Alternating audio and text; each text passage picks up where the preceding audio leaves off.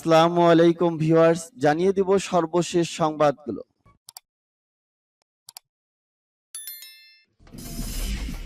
সংবাদের শুরুতেই জানিয়ে দিব সংবাদ শিরোনাম। চীন রাশিয়ার গলায় গলায় ভাব, সংখ্যায় যুক্তরাষ্ট্র। পশ্চিমা ক্ষেপণাস্ত্রের পাল্লা অনুযায়ী ইউক্রেনীয় বাহিনীকে পিছু হটানো হবে, মস্কোর হুঁশিয়ারি। আমেরিকার আকাশে চীনা বেলুন, মার্কিন যুদ্ধ বিমান প্রস্তুত।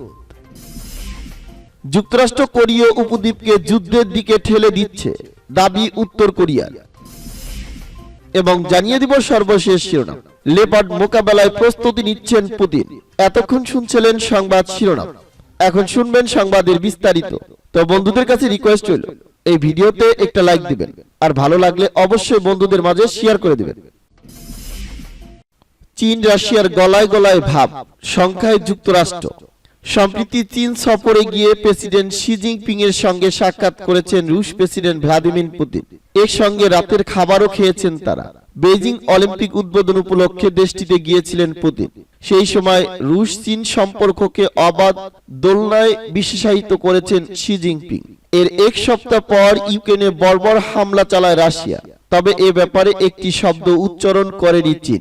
ইউক্রেনে রাশিয়ার আগ্রাসনকে শুরু থেকেই মৌন সমর্থন দিয়ে আসছে চীন। দেশটিতে রাশিয়ার মানবাধিকার লঙ্ঘন কখনো বেইজিং এর চোখে পড়েনি। চীন বারংবার তোতা পাখির মতো মস্কোর আওড়ানো বুলি চর্চা করেছে, কখনো রাশিয়ার সমালোচনা করেনি, বরং রাশিয়ার পক্ষে অবস্থান নিয়েছে দেশটি। ক্রেমলিনকে সমর্থন দিয়ে ন্যাটোকে ইউক্রেন সংঘাতের সূত্রপাতের জন্য দায়ী করছে। তবে সম্প্রতি জিরো কোভিড নীতির কারণে অর্থনৈতিকভাবে কিঞ্চিত ভেঙে পড়েছে দেশটি। তাই এবার হয়তো পশ্চিমা রাষ্ট্রগুলোর প্রতি একটু নরম হবে বেইজিং, ধারণা বিশ্লেষকদের। যুক্তরাষ্ট্রের পররাষ্ট্রমন্ত্রী অ্যান্টনি ব্লিংকেন এ মাসেই চীনে সফর করবেন। 2018 সালের পর এটাই দেশটিতে কোনো মার্কিন পররাষ্ট্রমন্ত্রীর সফর হতে যাচ্ছে। সেই সঙ্গে ইউরোপের আরো কয়েকটি দেশের রাষ্ট্রনেতারাও সফর করবেন।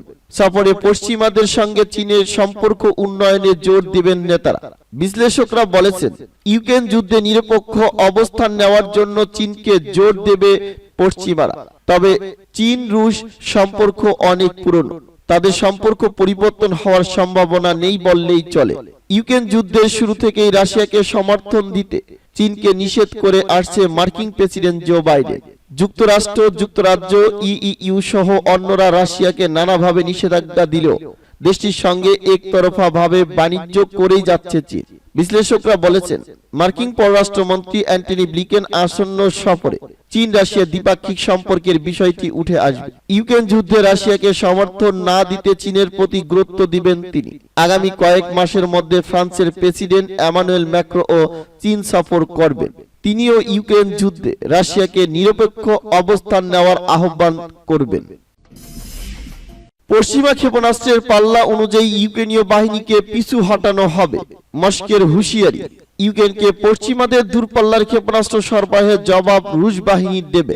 এসব ক্ষেপণাস্ত্র যতটা দূরে গিয়ে আঘাত হানতে সক্ষম, নিরাপদ বাফার জোন তৈরিতে রাশিয়ার সীমান্ত থেকে ইউক্রেনীয় বাহিনীকে ততটা দূরে পিছু হটিয়ে দেওয়ার চেষ্টা করা হবে। রাষ্ট্রীয় টেলিভিশনে রুশ পররাষ্ট্রমন্ত্রী সের্গেই ল্যাভরভ এই মন্তব্য করেন। তিনি বলেন, সবাই চায় ইউক্রেন সংঘাতের অবসান হোক, কিন্তু রাশিয়া এই অভিযানের বিষয়ে কোনো পথে অগ্রসর হবে তা কিয়েভকে পশ্চিমাদের দেওয়া সমর্থন গুরুত্বপূর্ণ ভূমিকা পালন করছে।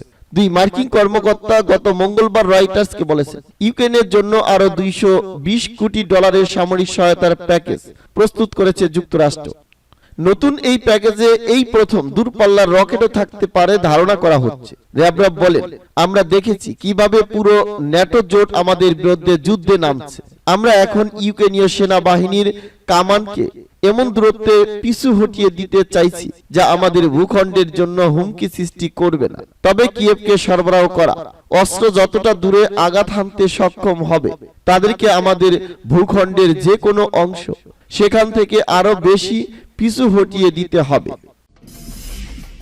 আমেরিকার আকাশে চীনা বেলুন, মার্কিন যুদ্ধ বিমান প্রস্তুত। আমেরিকার আকাশে একটি বেলুন উঠতে দেখে নড়েচড়ে বসছে মার্কিন প্রশাসন। রহস্যজনক এই বেলুনটিকে কি করা হবে সেটি নিয়ে এখন চিন্তায় মার্কিন প্রশাসনের কর্তা ব্যক্তিরা। আমেরিকা সন্দেহ করছে এটি চীনা নজরদারি বেলুন। এবং এর গতিবিধি পর্যবেক্ষণ করা হচ্ছে। সম্প্রতি এই বেলুন স্পষ্টকাতর স্থাপনার উপর দিয়ে উঠতে দেখা গেছে। দেশটির প্রতিরক্ষা কর্মকর্তারা বলেছেন, তারা নিশ্চিত অনেক বেশি উপর দিয়ে উড়ে যাওয়া এই নজরদারি বেলুনটি চীনের। এটি সম্প্রতি পশ্চিমাঞ্চলীয় রাজ্য মন্টনার আকাশে দেখা গেছে, কিন্তু সামরিক নেতারা একে গুলি করে ভূপাতিত করার সিদ্ধান্ত থেকে সরে আসেন এটি ধ্বংসাবশেষ পড়ার ঝুঁকি নিয়ে উদ্বেগ থাকার কারণে।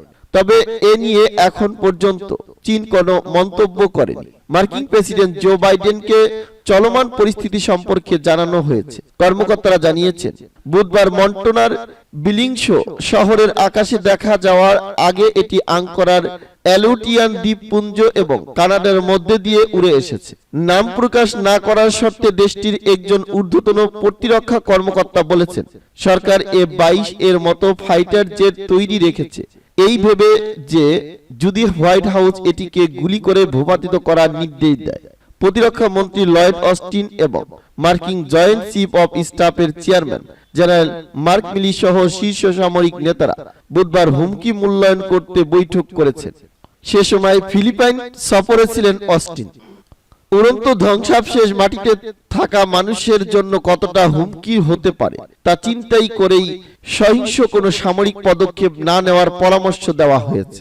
মন্টনা কম জনবহুল যুক্তরাষ্ট্রের পশ্চিমাঞ্চলীয় একটি রাজ্য। এখানকার মালমন্ট বিমান ঘাঁটিতে দেশের মোট 3টি পারমাণবিক ক্ষেপণাস্ত্র ক্ষেত্রের একটি অবস্থিত। কর্মকর্তারা বলেছেন, আপাতত নজরদারি যানটি তথ্য সংগ্রহের জন্য স্পষ্টকাতর সাইটের উপর দিয়ে উড়ছিল। প্রতিরক্ষা বিষয়ক কর্মকর্তারা অবশ্য বলেছিলেন যে মার্কিন গুরুত্বপূর্ণ কোনো গোয়েন্দা তথ্য ফাঁস হওয়ার মতো কোনো উল্লেখযোগ্যভাবে হুমকির আশঙ্কা নেই, কারণ আমেরিকার কর্মকর্তারা ভালোভাবেই জানেন যে এই বেলুনটি কোথায় এবং এটি ঠিক কোথায় যাচ্ছে। তিনি আরো বলেছেন, বাণিজ্যিক বিমান সংস্থাগুলোর ব্যবহৃত উচ্চতার তুলনায় বেলুনটি অনেক উপরে থাকায় সেটি বেসামরিক বিমান চলাচলের জন্য কোনো হুমকি বয়ে আনবে না। যুক্তরাষ্ট্র কোরীয় উপদ্বীপকে যুদ্ধের দিকে ঠেলে দিচ্ছে বললেন উত্তর কোরিয়া। মার্কিন যুক্তরাষ্ট্র ও দক্ষিণ কোরিয়ার সামরিক মহড়া চূড়ান্ত সীমায় পৌঁছেছে এবং কোরীয় উপদ্বীপকে জটিল যুদ্ধক্ষেত্রে ঠেলে দিচ্ছে বলে মন্তব্য করেছে উত্তর কোরিয়া। কোরীয় উপদ্বীপে অত্যাধুনিক যুদ্ধ বিমানের ব্যবহার করে দক্ষিণ কোরিয়া যুক্তরাষ্ট্রের যৌথ সামরিক মহড়া নিয়ে এ মন্তব্য করেছেন উত্তর কোরিয়া। বৃহস্পতিবার উত্তর কোরিয়া বলছে, মার্কিন যুক্তরাষ্ট্রের যে কোনো ধরনের সামরিক পদক্ষেপের কড়া জবাব দেওয়া হবে। প্রয়োজনে সবচেয়ে অপ্রতিরোধ্য পরমাণু অস্ত্র সহ অন্যান্য শক্তিশালী অস্ত্র ব্যবহারের হুমকি দিয়েছে দেশটি। এর আগে পরমাণু কর্মসূচিকে কেন্দ্র করে পিয়ংইয়াং এর সঙ্গে তীব্র উত্তেজনার মধ্যেই বুধবার কোরীয় উপদ্বীপে যৌথ সামরিক মহড়া শুরু করে সিউল ও ওয়াশিংটন। এক বিবৃতিতে দক্ষিণ কোরিয়ার প্রতিরক্ষা মন্ত্রণালয় জানায়, দুই দেশের যৌথ মহড়ায় পরমাণু অস্ত্র বহনে সক্ষম B-1B বোমারু বিমানের পাশাপাশি যুক্তরাষ্ট্রের অত্যাধুনিক F-20 ও F-35 যুদ্ধ বিমান ব্যবহার করা হয়। অত্যাধুনিক সমরাস্ত্রের পাশাপাশি এ যৌথ মহড়ায় যুক্তরাষ্ট্রের 28,500 সেনা সদস্য অংশ নেয়। সিউলের দাবি, উত্তর কোরিয়ার পরমাণু অস্ত্রের হুমকি প্রতিরোধে নিজেদের সক্ষমতার জানান দিতেই এই পদক্ষেপ। যে কোনো হুমকি মোকাবেলায় যুক্তরাষ্ট্র এবং দক্ষিণ কোরিয়া কিভাবে আরো নিবিড়ভাবে কাজ করতে পারে এ মহড়ায় তাতেও গুরুত্ব দেওয়া হয়েছে বলে বিবৃতিতে উল্লেখ করে দক্ষিণ কোরিয়ার প্রতিরক্ষা মন্ত্রণালয়। তবে যৌথ মহড়ার তীব্র নিন্দা জানিয়েছে উত্তর কোরিয়া। পিয়ংইয়াং এর পক্ষ থেকে এক বিবৃতিতে বলা হয়, শিগগিরই ওয়াশিংটন সিউলের এমন তৎপরতার পাল্টা জবাব দেওয়া হবে, আর সেটা অত্যন্ত ভয়াবহ হবেও বলে বিবৃতিতে উল্লেখ করা হয়। লেপার্ড মোকাবেলায় প্রস্তুতি নিচ্ছেন পুতিন। রাশিয়াকে কোনো দেশ হুমকি দিলে তার দাঁত ভাঙা জবাব দেওয়া হবে, এমন হুঁশিয়ারি দিয়েছেন রুশ প্রেসিডেন্ট ভ্লাদিমির পুতিন। ইউক্রেনকে ট্যাঙ্ক সরবরাহের ঘোষণা দেওয়ায় জার্মানির কঠোর সমালোচনা করেছেন তিনি। রাশিয়া দক্ষিণ অঞ্চলীয় ভলগোগ্রাদ শহরে এক অনুষ্ঠানে পুতিন বলেন, এটি অবিশ্বাস্য হলেও সত্য যে আমরা আবার জার্মান লেপার্ড ট্যাঙ্কের হুমকির সম্মুখীন। এর আগে ইউক্রেনের প্রেসিডেন্ট ভলোদিমির জেলেনস্কি সতর্ক করে বলেছেন, ক্রেমলিন নতুন করে ইউক্রেনে হামলা চালানোর জন্য তাদের বাহিনীকে একত্রিত করেছে। এরপরই এমন হুঁশিয়ারি দিলেন পুতিন। পুতিন আরো বলেন, লেপার্ড মোকাবেলায় আমাদের কিছু প্রস্তুতি নিতে হচ্ছে। ইউক্রেনের সঙ্গে সম্পূর্ণ ভিন্নধর্মী ও আধুনিক যুদ্ধ হবে। রাশিয়ার সঙ্গে লড়াই করার জন্য এ মাসে আধুনিক যুদ্ধ ট্যাঙ্ক সরবরাহ পশ্চিমা দেশগুলোর কাছ থেকে প্রতিশ্রুতি পেয়েছে ইউক্রেন। ট্যাঙ্কের পর এবার দূরপাল্লার ক্ষেপণাস্ত্র ও যুদ্ধজাহাজ পাইছে দেশটি। তবে এসব আবদারকে বাড়াবাড়ি আখ্যা দিয়েছে জার্মানি। জেলেনস্কি ভন ডের লেনের সঙ্গে এক যৌথ সংবাদ সম্মেলনে বলেন, রাশিয়া কেবল ইউক্রেনের বিরুদ্ধে না, তারা একটি মুক্ত ইউরোপ এবং মুক্ত বিশ্বের বিরুদ্ধে অস্ত্র হাতে নিয়েছে।